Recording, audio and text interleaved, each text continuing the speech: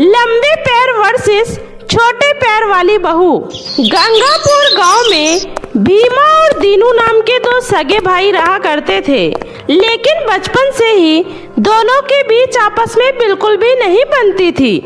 हमेशा उन दोनों के बीच किसी न किसी चीज को लेकर कंपटीशन चलता ही रहता था और ऐसे ही समय के साथ साथ वे दोनों भाई अब बड़े हो जाते हैं और वही भीमा को मीना नाम की एक लड़की से प्यार हो जाता है और वो अपने घर में बिना किसी को बताए उससे मंदिर में जाकर शादी कर लेता है और मीना को लेकर अपने घर आता है। वहीं भीमा की मां कमला उसके साथ एक लड़की को देखकर बहुत ज्यादा हैरान हो जाती है और कहती है, अरे भीमा बेटा, ये तो किस लड़की को अपने साथ उठा लाया है? क्यों माँ, आपको मीना पसंद नहीं है? मैं तो आपके लिए एक बहू लेकर आया हूँ जो आपके घर के कामों में आपका हाथ बटा सके। हाँ, वो तो मुझे दिख रहा है, लेकिन क्या तुझे इसके अलावा और कोई लड़की नहीं मिली क्या? कमला को मीना बिल्कुल भी पसंद नहीं आती है क्योंकि मीना दिखने में तो बहुत सुंदर थी, लेकिन उसके दोनों पैर बहुत ज्यादा छोटे थे, जिसकी वजह से उसकी हाइट बहुत ज्यादा कम लगती है और इसी वजह से कमला कहती है, अरे ये तू कैसी बौनी लड़की को उठा लाया है? अरे कम से कम अपनी हाइट देख और इसकी हाइट देख, ये तो तेरे कमर तक भी नहीं आ रही है। कमला की ऐसी बातें सुनकर मीना को बहुत बुरा लगता है। उसी समय मीना कहती है, नहीं माँ जी, ऐसी बात नहीं है, मैं कोई बौनी नहीं हूँ, वो तो बस मेरे शरीर के मुताबिक मेरे पैर बहुत छोटे हैं, जिसकी वजह से मेरी हाइट थोड़ी कम लगती है। मीना इतना कह ही रही होती है कि तभी वहाँ पर भीमा का छोटा भाई दीनू आ जाता है और वो अपने बड़े भाई का मजाक उड़ाते हुए कहता है, अरे थोड़ा छोटा नहीं भाभी, बहुत छोटे हैं आपके पैर, इसलिए आप तो भैया के कंधे तक नहीं आ पा रही हो। दीनू, जबान संभाल के बात करो, मीना तेरी भाभी है और मेरी पत्नी है, तो तू उसका इस तरह मजाक नहीं उड़ा सकता।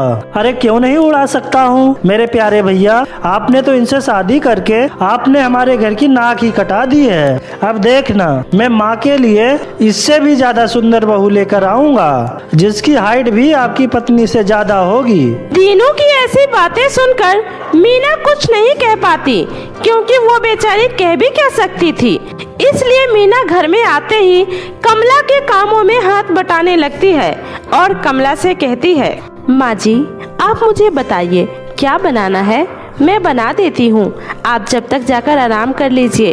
अरे नहीं बहू, तुम्हारी अभी अभी शादी हुई है, तो ऐसे घर में आते ही मैं तुम्हें काम करने के लिए भला कैसे कह सकती हूँ? कोई बात नहीं माँ जी, इस घर की जिम्मेदारी को निभाना तो मेरा फर्ज है ना, इसलिए आप मुझे प्लीज काम करने से मना मत कीजिए। और ऐसे ही दीनू हर रोज भीमा का मजाक उड़ाता रहता है, जिस वजह से एक दिन दोनों के बीच लड़ाई हो जाती है और उसी दिन दीनू सोचता है, मुझे अब शादी कर ही लेनी चाहिए, वो भी ऐसी लड़की से जो भाभी के मुकाबले बहुत अच्छी हो। और ऐसे ही सोचते सोचते सुबह हो जाती है और अगले दिन जब दीनू अपने काम पर जाता है तो उसी दिन उसके ऑफिस में एक नई लड़की आती है जिसका नाम प्रेमा होता है और प्रेमा के दोनों पैर बहुत ज्यादा लंबे होते हैं, जिसकी वजह से उसकी हाइट भी बहुत ज्यादा लंबी होती है और वह उस ऑफिस की सबसे लंबी लड़की होती है। इसलिए दीनू उसे देखते ही सोचने लगता है, हाँ, मुझे ऐसी ही लड़की चाहिए थी जिसके पैर बहुत ज्यादा लंबे हो। इसके सामने भाभी तो एकदम चींटी के समान लगेगी। अब मुझे कैसे भी करके इससे शादी करनी होगी। इतना सोचकर दीनू ने कुछ दिनों में प्रेमा को शादी के लिए प्रपोज कर दिया और प्रेमा ने भी शादी करने के लिए हाँ कर दिया, क्योंकि ज्यादा लंबे पैर होने की वजह से उसकी भी शादी नहीं हो पा रही थी। इसलिए दीनू के प्रस्ताव रखने पर प्रेमा फटाफट से हाँ कर देती है और वे लोग भी मंदिर में जाकर शादी कर लेते हैं। और फिर दीनू प्रेमा को अपने साथ अपने घर लेकर जाता है। तभी कमला प्रेमा को देखते ही कहती है, अरे दीनू बेटा, ये कौन है? अरे माँ, ये आपकी छोटी बहू प्रेमा है। लेकिन बेटा, ये तो बहुत ज्यादा लंबी है और इसके पैर तो बिल्कुल खम्बे की तरह है, क्या तुझे यही लड़की मिली थी? उसी समय प्रेमा कहती है, नमस्ते माँ जी। इतना कहकर प्रेमा जैसे ही कमला के पैर छूने जाती है वैसे ही कमला कहती है, अरे रहने दो, पता नहीं भगवान ने मेरे नसीब में क्या ही लिखा है। एक बहू जिसके पैर छोटे हैं और दूसरी बहू जिसके पैर खंभे जैसे हैं। इतना कहकर कमला अपने कमरे में चली जाती है, लेकिन उसे कुछ भी समझ में नहीं आ रहा होता है कि ये सब उसके साथ क्या हो रहा है, क्योंकि कमला ने भी दूसरों की तरह ही अपनी बहू को लाने का एक सपना देख रखा था। लेकिन उसकी दोनों बहुएं तो एक दूसरे से बिल्कुल ही अलग थी और इसी वजह से दीनू भीमा का मजाक उड़ाते हुए कहता है, क्या हुआ भैया, कैसी लगी मेरी पत्नी? अरे मेरी पत्नी के सामने तो आपकी पत्नी बिल्कुल चींटी के समान लग रही है। अरे बंद कर अपना मुंह। मेरी पत्नी फिर भी मेरे सामने ठीक लगती है, लेकिन तेरी पत्नी तो तेरे सामने एकदम खंभे की तरह लगती है। और इसी तरह दोनों भाइयों के बीच लड़ाई देखकर दोनों बहुएं भी आपस में लड़ने लगती है। अरे ओ चींटी के समान भाभी, जल्दी से मेरे लिए चाय बनाओ, वरना तुम्हें उठाकर इस पंखे पर टांग दूंगी। अरे तेरी इतनी हिम्मत, तू मुझे पंखे पर टांगेगी? खुद तो खंबे की जैसी दिखती है, तेरे ऊपर तो बिजली की सारी तारें बांध देनी चाहिए। अच्छा तो तू मुझे बांधेगी? पहले मेरे हाथ तो छूकर दिखा, छोटे पैर वाली। और इसी तरह घर में चारों तरफ लड़ाई देखकर कमला बहुत ज्यादा परेशान हो जाती है और कहती है, हे भगवान, इन लोगों ने तो मिलकर मेरे पूरे घर में महाभारत छेड़ दिया है। अरे पहले मेरे दोनों बेटे क्या कम थे, जो अब ये लंबे पैर और छोटे पैर वाली बहुओं ने भी आते ही शुरू कर दिया। मुझे अपने घर में ऐसी बहुएं नहीं चाहिए। कमला के ऐसा कहते ही सभी लोग वहाँ पर इकट्ठा हो जाते हैं और उससे कहते हैं, माँ ये आप क्या कह रही हैं? आपको पता है ना मैं मीना से कितना प्यार करता हूँ। मुझे कुछ नहीं पता। तुम दोनों इसी वक्त अपनी पत्नियों को उनके घर छोड़ कर आओ, क्योंकि मैं अपने घर में शांति चाहती हूँ और यही मेरा आखिरी फैसला है। इतना बोलकर कमला अपने कमरे में चली जाती है और उसकी बात सुनकर दोनों बहुएं भी अपना सामान पैक करने लगती है, क्योंकि उन्हें भी पता था कि इस घर में सिर्फ कमला की ही चलती है। तभी कुछ देर बाद अचानक से बहुत तेज तूफान आ जाता है और कमला का घर बहुत पुराना बना हुआ था, जिस वजह से उसकी एक तरफ की दीवार गिर जाती है और कमला कहती है, हे भगवान, ये क्या हो गया? ये घर तो मेरे पति की आखिरी निशानी थी, अब मैं क्या करूंगी? उसी समय उसकी दोनों बहुएं आती है और उससे कहती है, माँ जी आप बिल्कुल भी चिंता मत कीजिए, हम दोनों हैं ना, हम ये दीवार बिल्कुल ठीक कर देंगे। लेकिन तुम लोग ये काम कैसे करोगी? माँ जी ये आप हम दोनों पर छोड़ दीजिए, हम सब ठीक कर देंगे। और ऐसे ही दोनों बहुएं एक हो जाती है और दोनों मिलकर घर की दीवार को वापस से ठीक कर देती है, जिसे देखकर कमला कहती है, जैसे तुम लोगों ने एक साथ मिलकर इस घर की दीवार को ठीक कर दिया, वैसे ही जब तुम लोग एक साथ मिलकर रहोगी तो फिर तुम लोग अपने घर के रिश्तों को मजबूत कर लोगी, क्योंकि तुम दोनों के पास अपनी अपनी एक खूबी है और जब तुम दोनों उसका सही तरीके से इस्तेमाल करोगी तो तुम लोगों के सारे काम बहुत ज्यादा आसान हो जाएंगे। इसका मतलब आप हमें वापस नहीं भेज रही हो माँ जी? नहीं बहू, अब तुम दोनों जैसी भी हो, आखिर हो तो मेरी बहू ही ना। और वैसे भी अगली बार जब तूफान आएगा तो मेरे घर की दीवार को कौन ठीक करेगा?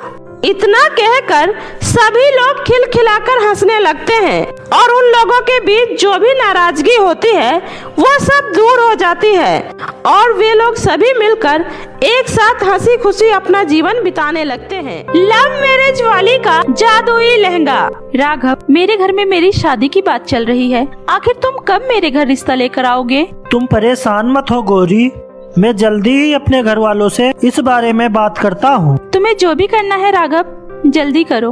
अगर मेरे पिताजी ने मेरी शादी कहीं और तय कर दी और तुम मेरे घर रिश्ता लेकर नहीं आए तो मैं नदी में कूदकर अपनी जान दे दूंगी। ऐसा मत कहो गौरी, भला तुम्हारे बिना मैं रह सकता हूँ क्या? मैं आज ही अपने घर वालों से बात करता हूँ। राघव गांव से शहर काम की तलाश में आया था और वो एक कंपनी में मैनेजर की पोस्ट पे जॉब करता था और उसका पूरा परिवार हीरपुर नामक गांव में रहता था। राघव गौरी से बहुत प्यार करता था और वे लोग कई सालों से एक दूसरे को जानते थे, लेकिन आज गौरी के मुंह से उसकी शादी की बात सुनकर राघव बहुत डर जाता है, क्योंकि वो गौरी के बिना नहीं रह सकता था। इसलिए वो गौरी के बारे में अपने परिवार वालों को बताने गांव आता है। अरे राघव बेटा, आ गया तू? मैं तेरी ही राह देख रही थी बेटा। आ बेटा, बैठ। ये रहा जी मेरा बेटा, लाखों में एक है मेरा बेटा, सर्वगुण संपन्न। माँ, ये सब क्या है? कौन है ये लोग? माँ, और मुझे आपसे कुछ जरूरी बात करनी है। वो सब बातें बाद में होती रहेगी। अभी फिलहाल मैं तुझे ऐसी खुशखबरी देने वाली हूँ जिसे सुनकर तो खुशी से नाच उठेगा। ठीक है बहन जी, मुझे ये रिश्ता मंजूर है। अब हम चलते हैं। कैसा रिश्ता? किसकी शादी? माँ, आखिर आपने मुझसे बिना पूछे मेरी शादी कैसे पक्की कर दी?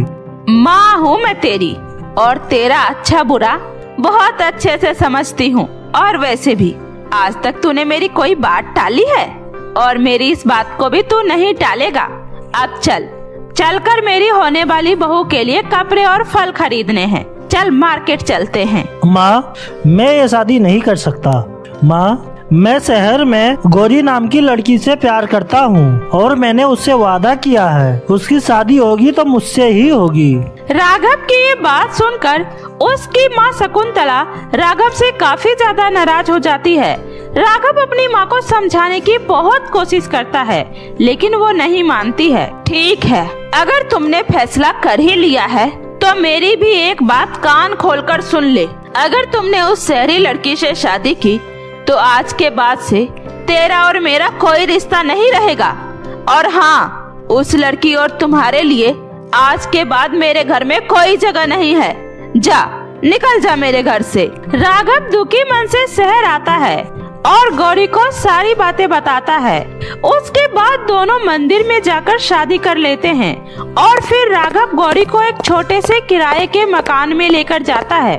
मुझे माफ कर देना गौरी, आज से यही छोटा सा कमरा हमारा घर है। ऐसा क्यों कह रहे हैं जी? अब मैं आ गई हूँ ना। अब हम दोनों मिलकर खूब मेहनत करके अपना खुद का घर बनाएंगे, और देखना एक दिन हमारे घर वाले हमें जरूर अपनाएंगे। ऐसे ही कुछ दिन बीत जाता है और जब राघव अपने कंपनी में जाता है तो उसे पता चलता है कि गौरी के पिता के कंप्लेन पर राघव को कंपनी से निकाल दिया गया है। अब क्या होगा गौरी? अब आगे हम क्या करेंगे? कहीं मैंने तुम्हारे साथ शादी करके तुम्हारी जिंदगी तो नहीं खराब कर दी? ऐसा मत बोलिए जी, जो भी होता है भगवान की मर्जी से ही होता है। हिम्मत रखिए, सब ठीक हो जाएगा। तभी उधर से मकान का मालिक आता है और किराया नहीं देने की वजह से उन्हें अपने मकान से निकाल देता है। और उसके बाद गौरी और राघव दोनों रोड पर आ जाते हैं। अब भला हम कहाँ जाएंगे जी? सुनिए जी, एक बार आप मुझे अपने गांव लेकर चलिए, शायद माँ जी हम लोगों को माफ कर दे और हमें अपना ले। नहीं गौरी, मैं इस हालत में गांव नहीं जा सकता। अब मैं तुम्हें गांव तब ले जाऊंगा जब तक मैं एक अच्छा, काबिल और कामयाब इंसान नहीं बन जाता। उसके बाद दोनों जंगल से लकड़ियां काटकर एक झोपड़ी बनाकर उसी में रहने लगते हैं। राघव जंगल से लकड़ियां काटकर लाता और दोनों मिलकर बाजार में जाकर लकड़ियां बेचा करते थे। ऐसे ही उनका गुजर बसर चल रहा था। ऐसे ही बरसात का मौसम आ जाता है। बाहर लगातार बारिश हो रही थी, जिस वजह से उनका लकड़ी का काम बिल्कुल भी नहीं चल रहा था। ये लीजिए जी, खाना खा लीजिए। ये क्या? तुमने तो सारी रोटी मुझे दे दी, फिर तुम क्या खाओगी गौरी? आपको कैसे पता कि मैंने सारा खाना आपको दे दिया? तभी बाहर किसी की आवाज सुनाई देती है। कोई है जो इस बुढ़िया की मदद कर सके? कोई है? अरे अम्मा, आप अंदर आइए। अम्मा बैठिए। बेटी, मुझे बहुत भूख लगी है, कुछ खाने को है तो दे दे बेटी। मैंने आज 2 दिनों से कुछ भी नहीं खाया। राघव गौरी को हाँ में इशारा करता है और गौरी खाने की प्लेट उठाकर उस अम्मा को दे देती है। सारा खाना खाने के बाद वो अम्मा कहती है, खाना तो बड़ा ही स्वादिष्ट बना था बेटी, तुम्हारे हाथों में तो जादू है बेटी, तुम एक सफल गृहिणी हो। बेटी, कुछ और थोड़ा खाने को मिल जाता तो मजा ही आ जाता। क्यों नहीं अम्मा, ये लीजिए अम्मा, ये भुने हुए चने हैं, आप इसे खा लीजिए। वो खाने के बाद वो बूढ़ी औरत एक परी में बदल जाती है। गौरी, मैं तुमसे बहुत ही ज्यादा खुश हूँ। मैं इस जंगल की परी हूँ। मैं काफी दिनों से तुम्हें देख रही थी। तुम दोनों बहुत ही अच्छे हो। तुम दोनों जितना कमाते हो उसमें से दूसरों की भी मदद करते हो। ये देखकर मुझे बहुत अच्छा लगा और ये देखकर मैं यहाँ तुम्हारी परीक्षा लेने आई थी और तुम मेरी इस परीक्षा में सफल हुई। बताओ मैं तुम्हारी क्या मदद कर सकती हूँ? परी जी, हम दोनों एक दूसरे से बहुत प्यार करते हैं, लेकिन हमारे घर वाले हमारे प्यार को स्वीकार नहीं करते हैं। हम बस इतना चाहते हैं कि हमसे हमारा परिवार मिल जाए और हम सब साथ मिलकर हंसी खुशी रहे। ठीक है गौरी, ऐसा ही होगा, लेकिन इससे पहले तुम्हें इसके लिए मेहनत करनी होगी। ये लो, ये एक जादुई लहंगा है। इस लहंगा से तुम जो भी कुछ मांगोगी तुम्हें वो सब मिल जाएगा। सबसे पहले तुम लोग अपने पैरों पर खड़े हो जाओ और हाँ, ध्यान रहे इस लहंगा से उतना ही कुछ मांगना जितने की तुम्हें जरूरत हो। और हाँ, जिंदगी में कभी लालच मत करना और मेहनत करके आगे बढ़ते रहना। उसके बाद गौरी और राघव उस परी का धन्यवाद करते हैं और परी वहाँ से गायब हो जाती है। गौरी और राघव जादुई लहंगा से बोलकर ढेर सारे पैसे मांगते हैं, जिससे वे शहर में अपना एक सुंदर सा घर बनाते हैं और अपनी एक लहंगे की बड़ी सी दुकान खोलते हैं। और जब उनका बिजनेस बहुत अच्छे से चलने लगता है, उसके बाद वे लोग उस जादुई लहंगा को नदी में जाकर विसर्जित कर देते हैं। हे जादुई लहंगा, आपने मेरी बहुत मदद की, आपका बहुत बहुत शुक्रिया। लेकिन अब हम लोग अपनी मेहनत से आगे कमाना चाहते हैं, इसलिए मैं यहाँ आपको छोड़कर जा रही हूँ, ताकि जैसे आपने मेरी जिंदगी बदली है वैसे ही आप किसी और जरूरतमंद की मेरी तरह ही जिंदगी बदल सको। उसके बाद दोनों उस जादुई लहंगे को नदी में बहा देते हैं। गौरी और राघव का कारोबार दिन दुगनी रात चौगुनी बढ़ने लगती है और वे लोग उस शहर के सबसे बड़े बिजनेसमैन बन जाते हैं। और फिर राघव गौरी को लेकर अपने घर जाता है और देखता है कि उसकी माँ बहुत बीमार है। माँ, ये आपने अपनी कैसी हालत बना रखी है? बेटा, तू मुझे माफ कर दे। मुझे पता था तू एक दिन जरूर आएगा। बेटा, तूने मुझसे कभी कुछ नहीं मांगा, पहली बार अपने लिए कुछ मांगा और मैं अभागन माँ उसमें तेरा साथ नहीं दे पाई। राघव, सबसे पहले डॉक्टर को बुला दो, माँ जी को काफी तेज बुखार है। बेटा, मेरी बहू तो लाखों में एक है। चांद का टुकड़ा ढूंढा है तुमने मेरे लिए। आज के बाद से मैं तुम दोनों को कभी अपने से दूर नहीं जाने दूंगी। उसके बाद से सभी मिलजुल कर एक साथ प्यार से रहने लगते हैं। श्रापित लहंगे वाला जादुई पेड़। जुगनू अपने चाचा चाची के साथ रहती थी, क्योंकि उसका इस दुनिया में अपने चाचा चाची के अलावा कोई नहीं था। जुगनू की चाची लीलावती बहुत ही लालची महिला थी और उसने जुगनू को भी अपने घर में सिर्फ इसलिए पनाह दी थी ताकि उसे अपने घर में काम करने के लिए मुफ्त में एक नौकरानी मिल जाए। लेकिन वक्त की दौर और बढ़ते महंगाई में जुगनू को 2 टाइम खाना खिलाना भी लीलावती को बहुत भारी पड़ रहा था। वो उससे दिन भर घर का काम करवाती, फिर भी उसे ऐसा लगता जैसे जुगनू उनके घर में मुफ्त में बैठकर खा रही है। एक दिन जुगनू अपने फटे हुए कपड़े सिल रही थी, तभी उसकी चाची कहती है, ए जुगनू, क्या कर रही है? कुछ नहीं चाची, वो फ्रॉक फट गए थे, बस वही सिल रही हूँ। कुछ काम है क्या चाची? हाँ, मेरे सिर में दर्द हो रहा है, जा मेरे लिए 1 कप चाय बना कर ले आ। ठीक है चाची, अभी लेकर आती हूँ। चाची, वो मैं ये कह रही थी कि मेरे फ्रॉक का बटन टूट गया है, 10 रुपए दे देते तो मैं बटन लाकर फ्रॉक में लगा लेती। अरे, पैसे कोई पेड़ पर नहीं उगते हैं जो तुझे तोड़ कर दे दूं। एक तो तेरा निकम्मा चाचा जिससे ढंग से कमाया भी नहीं जाता, ऊपर से तुझ जैसी अनाथ को भी मेरे सिर पर लाकर बांध दिया है। अब मैं कहां से सबको पैसे लाकर दूं? घर में राशन भी खत्म है। चाची, मैं समझ सकती हूँ, एक बात बोलूं? चाची, मुझे बहुत अच्छी सिलाई आती है, आप बस मुझे कहीं से एक सिलाई मशीन दिला दीजिए, फिर मैं लोगों के कपड़े सिला करूँगी और उससे जो भी पैसे मिलेंगे उससे आपको घर चलाने में भी आसानी होगी। कभी कभी तो तू समझदारी की बात कर ही लेती है। मैं आज ही बाजार से तेरे लिए नई सिलाई मशीन खरीद कर लाती हूँ। लेकिन एक बात का ध्यान रखना, सिलाई के साथ साथ घर का सारा काम भी हमेशा की तरह तुझे ही करना होगा और सिलाई भी हर रोज करनी होगी। मैं इसमें तुम्हारी कोई मदद नहीं करूँगी। ठीक है चाची, मैं कर लूँगी। लीलावती खुश होकर जुगनू को नई सिलाई मशीन लाकर दे देती है। उसके बाद जुगनू सुबह जल्दी उठकर घर का सारा काम करती है और फिर सिलाई भी करती है। जुगनू बहुत अच्छा सिलाई का काम जानती थी, इसलिए देखते ही देखते उसके पास सिलाई के खूब सारे ऑर्डर आने लगते हैं। आज तो 1000 रुपए की कमाई हुई है। ऐसे ही मन लगाकर काम करती रहो। अब चलो सिलाई छोड़ो और जाओ मेरे लिए खाना बना दो। ठीक है चाची। जुगनू खाना बनाने चली जाती है और लीलावती बैठकर पैसे गिनने लगती है। वाह, क्या हरियाली है, इसे कहते हैं किस्मत। एक तो मुफ्त की नौकरानी मिल गई और अब तो हरियाली ही हरियाली है।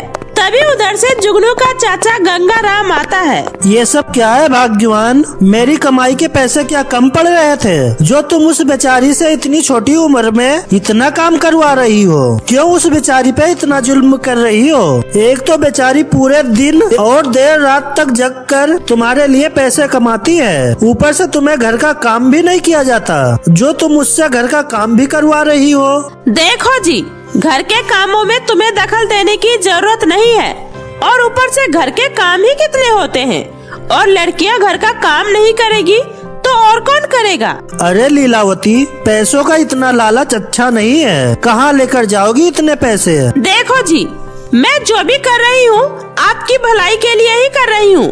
कल को इसकी शादी भी करनी होगी, अभी से पैसे इकट्ठा करके नहीं रखूंगी तो फिर कैसे होगा? तुम्हारी वो 8000 की तनख्वाह से होता ही क्या है? गंगाराम चुपचाप वहाँ से चला जाता है। ऐसे ही दिन बीत रहे होते हैं। जुगनू सिलाई करके जो भी कमाती, लीलावती उससे वो सारे पैसे ले लिया करती थी। एक दिन जुगनू के दुकान पर एक बहुत ही अमीर महिला आती है। जुगनू, मैंने तुम्हारी सिलाई के बहुत चर्चे सुने हैं, तुम बहुत ही अच्छा सिलाई करती हो। क्या तुम मेरा ये ब्राइडल लहंगा सिल दोगी? हाँ, क्यों नहीं, मैं सिल दूंगी, आप बेफिक्र रहिए। जुगनू, ये लहंगे का कपड़ा बहुत ही कीमती है। ये फैब्रिक जापान से मेरे डैड ने मेरी शादी के लिए मंगवाया है, इसलिए बहुत भरोसा करके तुम्हारे पास आई हूँ। मेरी शादी का ये लहंगा बहुत खास होने वाला है मेरे लिए, इसलिए अच्छे से सिलना। मैं समझ गई, तुम बिल्कुल टेंशन फ्री रहो। मैं ऐसा लहंगा बनाकर तुम्हें दूंगी कि सब बस देखते रह जाएंगे। मुझे तुमसे यही उम्मीद थी जुगनू। ये लो पूरे 10,000 रुपए, पर मैं तो लहंगा सिलने का सिर्फ 1000 रुपए ही लेती हूँ, मैं ये नहीं ले सकती। तभी उधर से लीलावती आती है। अरे रख ले बेटी, अब ये इतने प्यार से दे रही है तो ऐसे मना नहीं करते। चाची, अरे चुप कर, ऐसे आती लक्ष्मी को मना नहीं करते। लाओ बेटी, मुझे दे दो पैसे। वो महिला लीलावती को पैसे देकर वहाँ से चली जाती है। अगले दिन जुगनू वो लहंगा सिलकर उसे रखने ही वाली होती है, तभी लीलावती वहाँ आती है। अरे आज मुझे खाने को भी मिलेगा या भूखे ही मारने का इरादा है? जी चाची, बस ये लहंगा कंप्लीट होने ही वाला है, बस इसे तह लगाकर पैक करके पन्नी में रखना है। अरे ला, ये मैं कर देती हूँ, तू जा और जल्दी से खाना बना दे, वरना भूख से तो मेरी जान ही निकल जाएगी। जुगनू लहंगा वहीं छोड़कर खाना बनाने चली जाती है और लीलावती आराम से कुर्सी पर बैठकर पेपर पढ़ने लगती है और वो लहंगा वहीं का वहीं छोड़ देती है। अगले दिन जुगनू जब सिलाई करने जाती है तो देखती है कि उस लहंगे को चूहे ने जगह जगह से काट दिया है। हे भगवान, ये क्या हो गया? इस लहंगे को तो चूहे ने काट दिया। चाची, आपसे मैंने कहा था ना लहंगा पैक कर देने के लिए, फिर आपने क्यों नहीं किया? अब मैं ग्राहक को क्या जवाब दूंगी? हे भगवान। अरे उसे दूसरा लहंगा सिलकर दे देना। अरे चाची, ये मामूली कपड़ा नहीं बल्कि बहुत ही महंगा लहंगे का कपड़ा था, वो अब मुझे नहीं छोड़ेगी। जुगनू, खेरापुरी जंगल में जादुई लहंगे का पेड़ है, तुम उस पेड़ के पास जाओ, उससे मदद मांगो, वो तुम्हारी मदद जरूर करेगा। तुम्हारा दिमाग तो ठीक है लीलावती, अरे वो श्रापित लहंगे का पेड़ है, वहाँ आज तक कोई नहीं गया है, फिर तुम इसे क्यों मौत के कुएं में भेज रही हो? चाचा, अगर मैंने ग्राहक को समय से लहंगा नहीं दिया तो वो भी मुझे नहीं छोड़ेगी। मैं उस जंगल में जरूर जाऊंगी। उसके बाद जुगनू खेरापुरी के जंगल में जाती है और जादुई लहंगे के पेड़ से मदद मांगती है। जुगनू, तुम एक अच्छी और सच्ची लड़की हो, इसलिए मैं तुम्हारी मदद कर रही हूँ। क्योंकि आज तक एक अरसा बीत गया, लेकिन मेरे पास कोई भी सच्चा इंसान मदद मांगने नहीं आया। तुम सच्ची हो, इसलिए ये लो, ये एक जादुई लहंगा है। और हाँ, तुम इस लहंगा से जो भी कुछ मांगोगी, ये लहंगा तुम्हारी हर एक इच्छा को पूरा करेगा। जुगनू जादुई लहंगे के पेड़ का धन्यवाद कर उस लहंगे को लेकर घर आती है और उस जादुई लहंगा से कहती है, हे जादुई लहंगा, मुझे सेम जैसा लहंगा चूहे ने काटा था, वैसा ही लहंगा चाहिए। जुगनू के इतना कहते ही उस लहंगे से वैसा ही लहंगा निकलकर बाहर आता है। लीलावती जब ये देखती है तो उसके मन में लालच आ जाता है। अरे वाह, ये तो गजब हो गया। ये तो जादुई लहंगे के पेड़ से लहंगा लेकर आ भी गई। लेकिन मैं इस जुगनू की तरह बेवकूफ नहीं हूँ जो सिर्फ एक लहंगा लेकर आऊंगी। मैं तो उस जादुई पेड़ से उसके सारे जादुई लहंगे तोड़ कर ले आऊंगी और दुनिया की सबसे अमीर इंसान बन जाऊंगी। उसके बाद लीलावती फिर से जादुई पेड़ के पास जाती है। चाची, रुक जाइए, ऐसा मत करिए चाची, इतना लालच अच्छा नहीं है, मान जाइए चाची। जुगनू लीलावती को समझाने की बहुत कोशिश करती है, लेकिन वो नहीं मानती है। लीलावती जैसे ही जादुई लहंगे के पेड़ से लहंगा तोड़ती है, वैसे ही वो श्रापित लहंगे के पेड़ के प्रकोप से जलकर वहीं भस्म हो जाती है। इस तरह लीलावती को उसके लालच की सजा मिल जाती है और जुगनू जादुई लहंगे के साथ हंसी खुशी अपना जीवन बिताने लगती है।